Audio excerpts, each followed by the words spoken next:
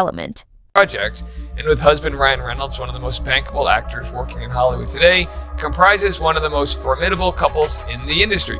They also go on in this article to talk about how Baldoni in Wayfair Studios would like to start every meeting by saying something that they're happy about, and other people's, and then one of the sources said, I don't know what it was about it, but it just disgusted me.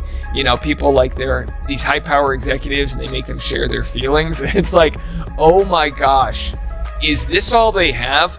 You're like, wait, you're like looking under a rock. Like, do we have any other complaints? Yeah, they gave me my money back, but they were weird about it. It's hogwash. Here's a moment from my interview with Zach Peter, who covers up Justin Baldoni and Blake Lively.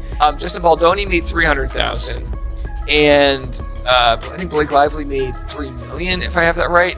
I think Jenny Slate was probably in the six-figure range for a couple weeks worth of work. Not exactly, Oscar caliber stuff. Again, I'm not blaming her for wanting a nice place with her baby, but she's the one who filed a complaint. So people are looking at this and they are confused. Here's Ellsrich on TikTok saying, wait, what? Let's make sure I got this right. Jenny Slate rents an apartment in New York, pays $15,000 deposit. She wants to move out of the apartment because it's not good enough for her and her son.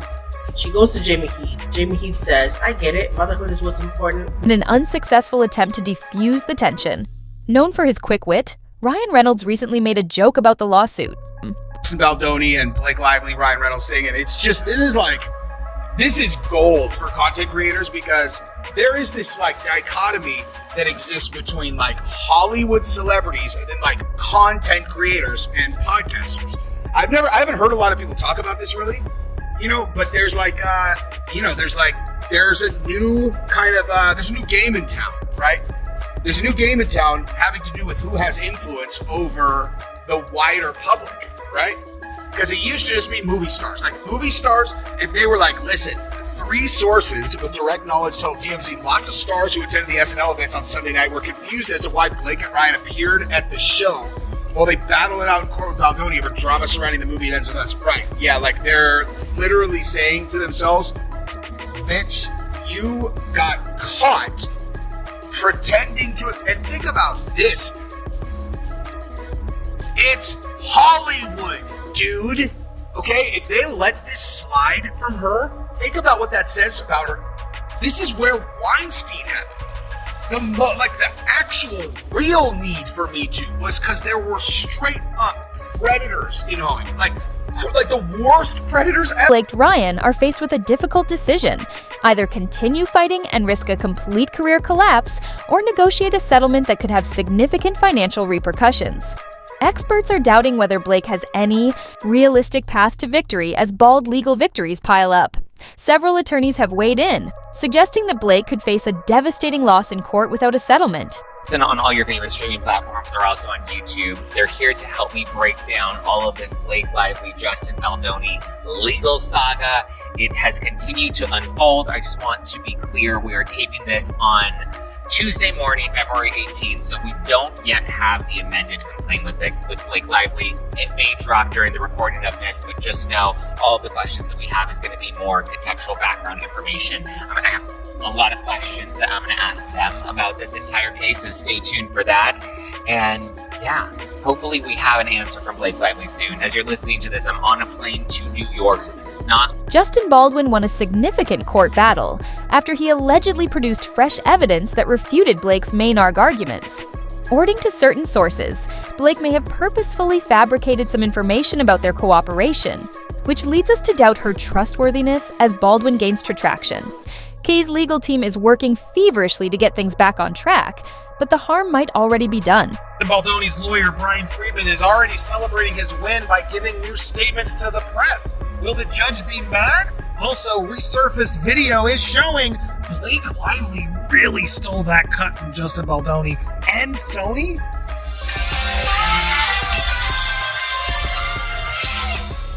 Welcome to Popcorn Planet. I am Andy Signor. A lot came in today. We were going to go live, but honestly, I want to go live tomorrow to go through more of the evidence, which we're going to do. So make sure that subscribe. Didn't mean to tease you earlier. We were live for a while going through today's hearing, and I wanted to give you an update. A press conference was held afterwards with Brian Friedman. Here it is. Here's his comments. Will the judge be mad at this? Because in the hearing, as we previously just reported, the judge was clearly termed that he was still out there talking as much as he was. Other attorneys there told, Blake Lively's attorneys told TMZ, we are pleased with the result of today's hearing and eager to move forward immediately with the discovery of this case. And the court granted our request that all attorneys in the matter actually follow the rule of law and not make any statements that could prejudice a jury. This case deals with serious allegations of misage and retaliation. We will hold the defendants accountable. We will be confident that once all the evidence is submitted in the matter, Miss Lively will prevail. Okay, well, we'll see. That's Blake Lively's side. He's trying to declare it a win because, the judge did sort of say you must follow the law. But Justin Baldoni's team clearly also declaring the win, as TMZ is also reporting it, scored a legal win because there was no gag order. According reports, Blake and Ryan's Hollywood reputations have suffered greatly as a result of the lawsuit's fallout outside of the courts, with endorsement deals hanging in the balance and projects being secretly shell-shelved. Tide R. Dwindling power is further highlighted by claims that no one wanted them at the most recent SNL 50 celebration. This isn't just about potential legal implications, it's also about Lively and Ryan Reynolds. They're supposed to be adding names or evidence, who knows, but today is the due date, and it has to be done by 11:59 p.m. We have been waiting, but that doesn't mean the news hasn't stopped. Earlier, I reported, I think it was the first to report on Blake Lively speaking out for the first time, and she's talking about her SNL appearance, and it is complete delusion. She really thought that this would be her chance to step back into the spotlight. If you haven't checked it out, I will make sure I link it at the end of this.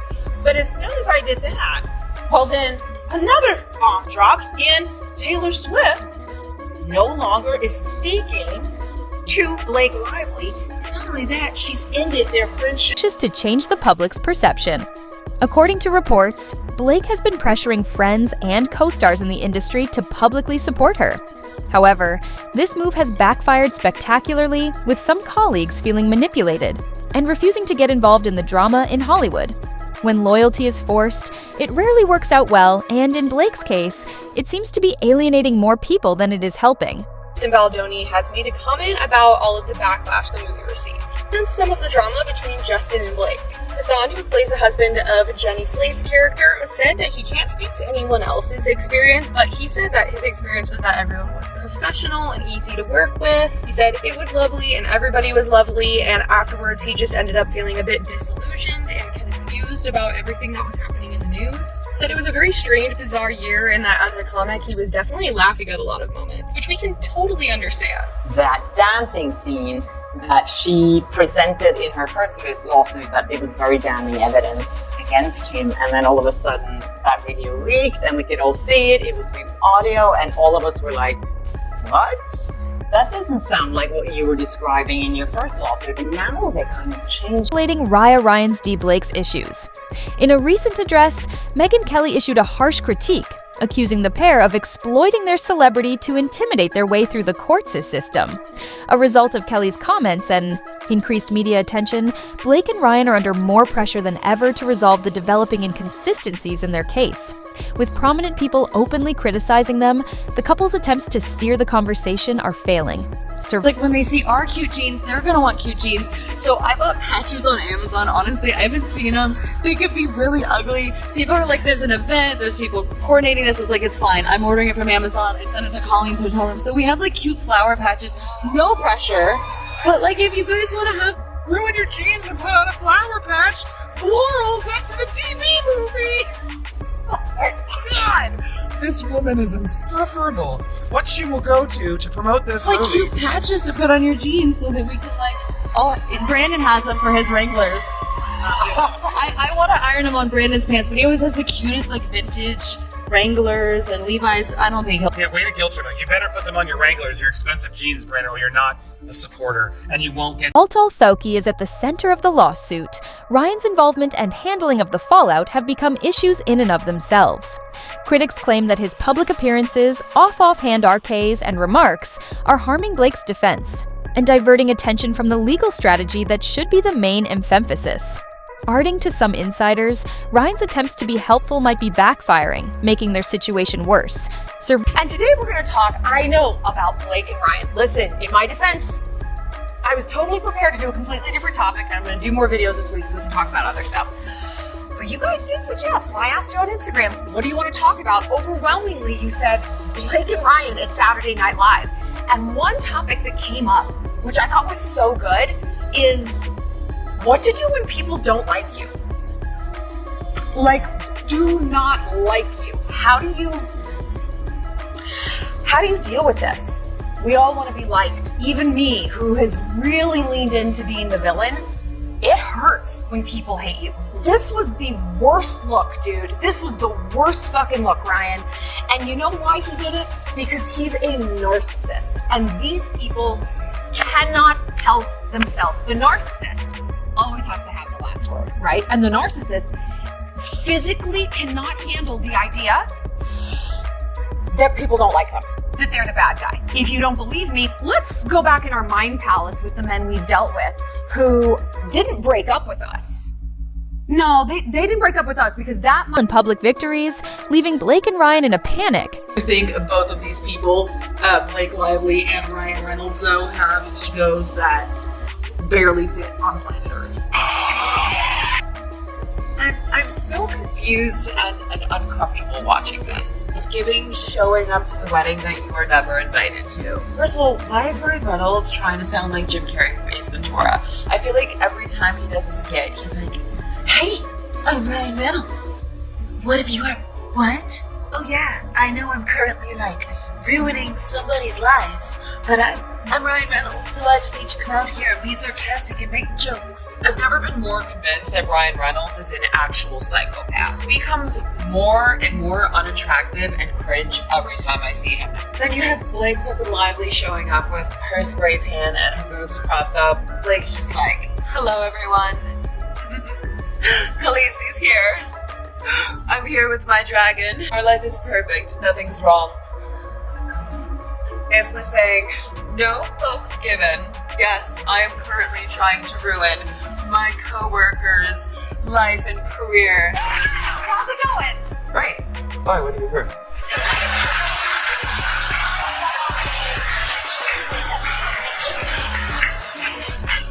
Yeah, okay. Well, my question is that you know that the materials that they made the comb heads with, are those edible?